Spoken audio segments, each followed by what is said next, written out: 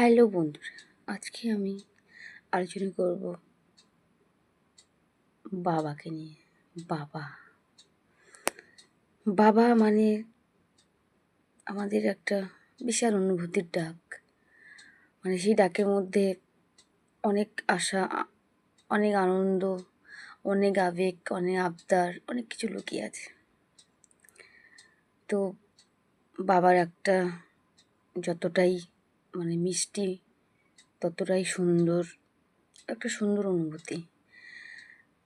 যে এই যে ডাকটি ডাকতে পেরেছে বা ডাকতে পারে এখনো, সে জানে সেই ডাকের মধ্যে কতটা ভালোবাসা, কত মিষ্টি সম্পর্ক, কত আবেগ, কত বায়না, আর কত স্বপ্ন, আর অনেক কিছু আছে।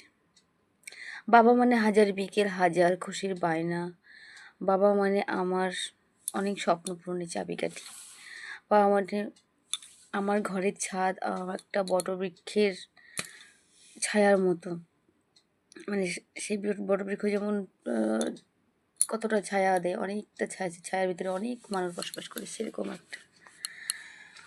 যাই হোক, আমরা সবাই ছোটোবেলায় বাবার কাছে কত না আবদার করি, বাবা এটা লাগবে, বাবা এটা এনে দাও, বাবা ওটা করে দাও, বাবা এটা। কিন্তু বাবা বেচারা হাসি মুখে আমাদেরকে সব কিছু দিয়ে দেয়।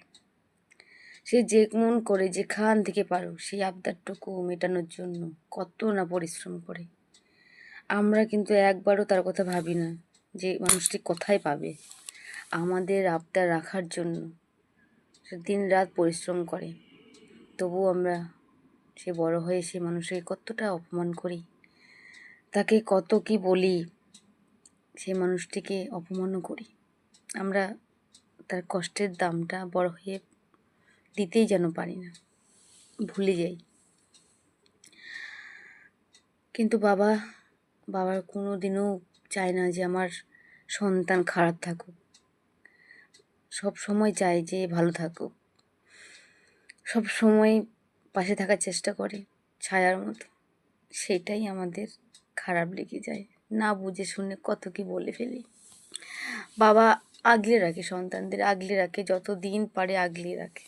বিশেষ করে মেয়েদেরকে, ছেলেদেরকে তো অবশ্যই, কিন্তু মেয়েদেরকে সবসময় ভয় থাকে যে আমার মেয়ের জন্য কোনো ক্ষতি না হয়, বা আমার মেয়েকে যেন কেউ কিছু খারাপ কিছু না করে। বা বিয়ে দেওয়ার পরেও কত চিন্তা, কত টেনশন যে সে বাড়িতে ভালো করে আছে তো, সেই বাড়ি থেকে তাকে মেরে ফেলে দেবে না তো, কত টেনশন নিয়ে থাকে।